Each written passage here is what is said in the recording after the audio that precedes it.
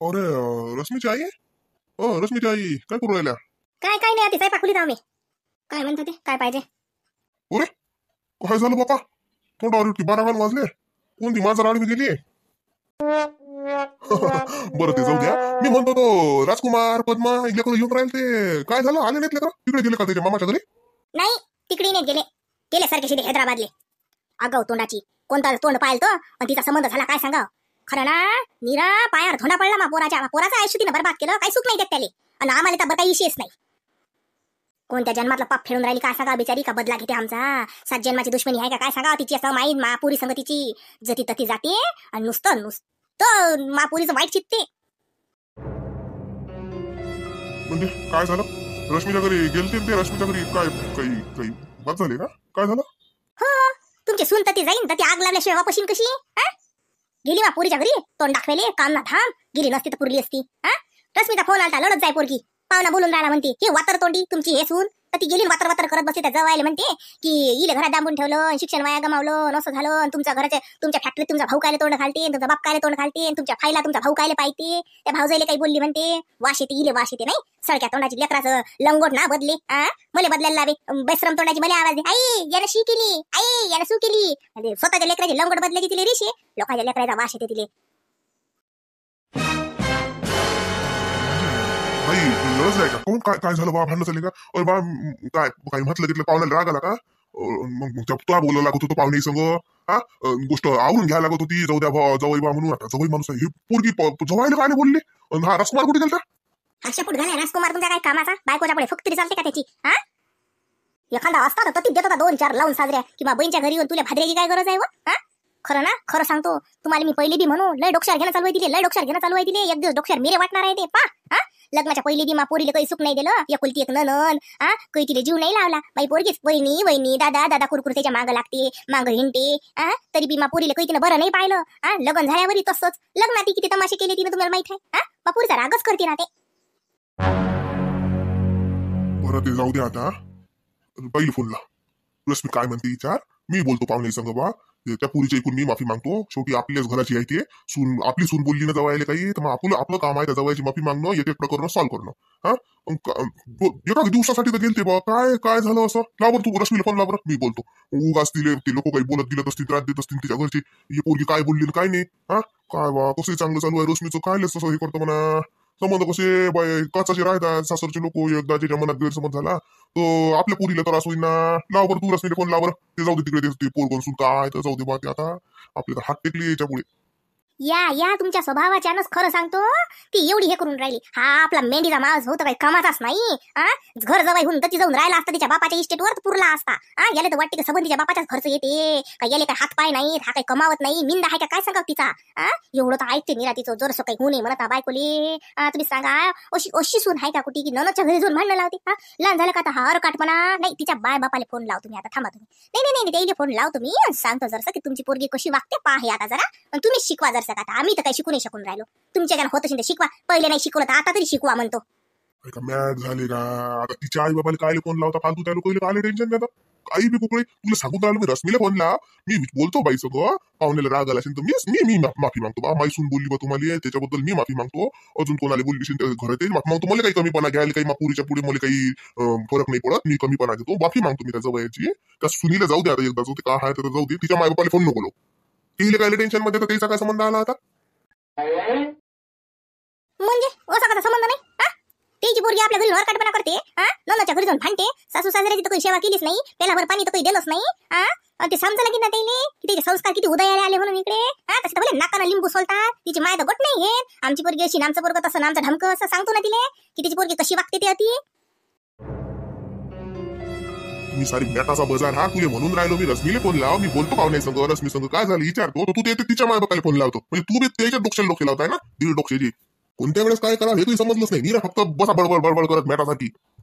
तुम्ही तर मलाच म्हणत जा त्या सुनील डोक्यावर घ्या आणि मला दाबत राहा म्हणून ते तशी करते. तिला वाटते सासू काय मॅट आहे बडबड करते. आपल्याला कोण काय म्हणते? नवरा तर मिंदाच आहे आणि सासरा 2-4 लाखानं दबेल आहे. तिच्या बापाचे पैसे आहेत काय सांगा तुमच्या अंगावर? एवढे तर तुम्ही दबेल हा दोघे बापले को तिचे.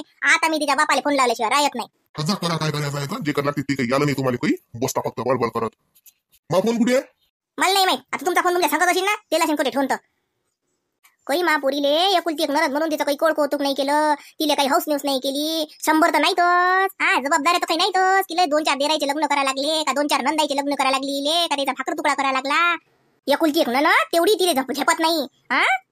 काही माही पोरगी तिले म्हणत नाही ना ननद म्हणून. काही पोरीनं तिले हे नाही केलं. काही बी हरिकच करते भावजाईचा. ते पाय बोरई काठी पोराईसारखे रुततच राहते निरामा पोरीले. तिथं सुखानं राहू दिलं नाही, पण तिच्या सासरी जाऊन तिला सुखानं राहू देत नाही. बरं आता तुम्ही मुके राहता का? फोन लावला पाहुणे बडबड नावा खूप जास्तीचे.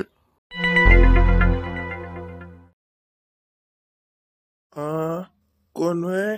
झोपा झोपा आबाजी. मी पाय दाबतो ना तुमचे. पाय गोळी येऊन राहिले ना.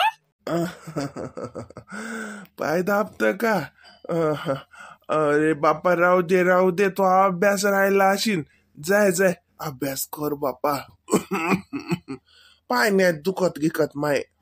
झाला आबाजी अभ्यास. झाली माझी परीक्षा. अरे लेख झाली का परीक्षा? मग तुला चित्रकलेचा पेपर झाला का?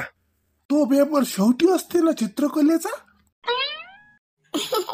आबाजी आता मोठं झालं ना त्याचे असं काही नाही की शेवटी चित्रकलेचा पेपर. ते लहानपणीच होतं. आता ती काय ड्रॉइंगचे बुक वरूनच मार्क देतात. असा स्पेशल पेपर नाहीच घेत आबाजी आता. अरे लेख असं का? नाही तर आपल्या गावातल्या लेकराले शेवटचा पेपर चित्रकलेचा असते. चित्रकलेचा पेपर झाला की झाली परीक्षा असं असते बा. बाई मग आता ते ट्युशनचं राहिलं असेल ना? आबाजी ट्युशन झाली आता ट्युशनली 15 दिवस गॅप आहे. नाही महिनाभर गॅप आहे. आणि शाळेले 15 दिवस गॅप आहे. मग मला 9वीचे क्लासेस सुरू होते. अरे बापा नववीत गेली का तू आता? बापा मोठी झाली पिंके. स्वयंपाक पाणी शिक आता. स्वयंपाक आला पाहिजे. भाकर करत जाय. तो मायले म्हणा शेवटचा उंडा राहू देत जाय. आणि तेवढ्याच चाणकं टाकत जाय आणि मले देत जाय खायले. मग चाणकं करता भाकर येते बाई करता. बाईच्या जातीले भाकर आलीच पाहिजे. नाही आली तर आबाजी मग काय करा? ओढे नाही आली तर असं कसं? आबाजी हॉटेलातून विकत आला. एवढी समजत नाही का तुम्हाला? आबाजी सगळं विकत भेटते. पैसा पाहिजे फक्त पैसा. हॉटेलातून विकत आणून पोट भरत असते का बाई? नाही हॉटेलातून आणलं तरी बी त्याला ती चव राहत नाही. तू तो हातानं करशील. तो घरच्या लोकांना खाऊ घालशील. तो लेकरं बाकरेले खाऊ घालशील. त्याचं पोट त्यानं भरीन.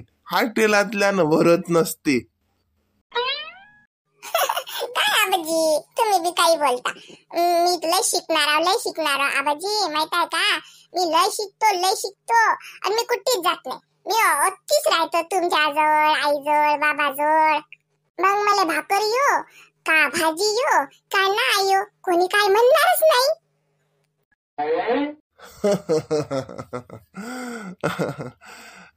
नाही बापा. लेखे परक्याचं धन आहे. ज्याचं धन त्याच्या हवाली केलं आपण मग गंगेत घोडे नातात मग माय बापाचे. तो लग्न लोक राहिलो पाहिजे पिंकी. मी नाच जवळ पाहायला गेला पाहिजे लेख. कसा जीवनात काही राहणारच नाही. मग तो डोक्या रक्षिदा टाकल्या की असं वाटेन झालं आता काही नाही राहिलं. पण काही वाटत नाही पिंकी. तब्येत लेकाची साथ नाही देऊन राहिली. काय होत नाही आबाजी तुम्हाला? तब्येतले काय होते? ते उन्हाळा आला ना आबाजी म्हणून तुम्हाला अशक्तपणा आला. मी बाबाले ग्लुकॉन डीचा डब्बा सांगितला. आबाजी त्यातला एक चमचा घेत जा, पाण्यात मिक्स करत जा, पिऊन घेत जा ते पाणी. एनर्जी भेटते तुम्हाला. इलेक्ट्रॉल पावडर आणतो आबाजी. मी ट्युशनला गेली की त्याच्या बाजूलाच मेडिकल आहे तर ती भेटते. त्यानं ना आबाजी एका सलाईनचं काम करते ते. मी आणतो आबाजी तुमच्यासाठी. तुम्हाला काहीच नाही झालं की आबाजी? तुम्ही थकले फक्त. पिंकी असल्यावर आबाजीले कधी काही होणार आहे का? तुम्ही झोपा आबाजी. तुमचे पाय दुखून राहिले ना, मी तुमचे पाय दाबतो मस्त, तुम्हाला झोप लागते. तुम्ही झोपा बरं आबाजी. झोपले की मग तुम्हाला बरं वाटते. नाही नाही, पाय नको दाबू माले, राहू दे, बस गोष्टी कर, झोपत नाही मी. काकाचा फोन आलता का बाई? काका पोचला तर फोन केला असेल ना त्यानं? हो आबाजी, काकाचा फोन आलता ना. हो काका काल रात्री 10 वाजताच पोहोचले. बाप्पा 10 वाजले होते का बाई? हो ना, निघालेच त्याला उशीर झाला.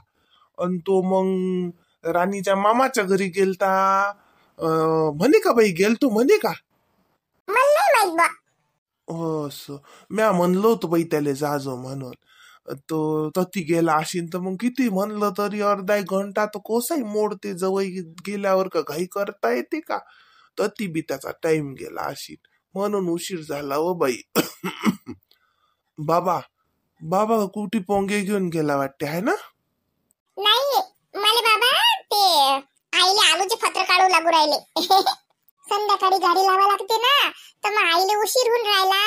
आईले पोंगे बी तळा लागले, कमी पडले होते पोंगे. तर मग आई पोंगे तळायला बसली तर बाबा आलूचे फत्र काढून राहिले. अरे मग तू अति काय करू राहिली? जाय जाय, करू लाग काही आई बाबाले, जाय बाई जाय.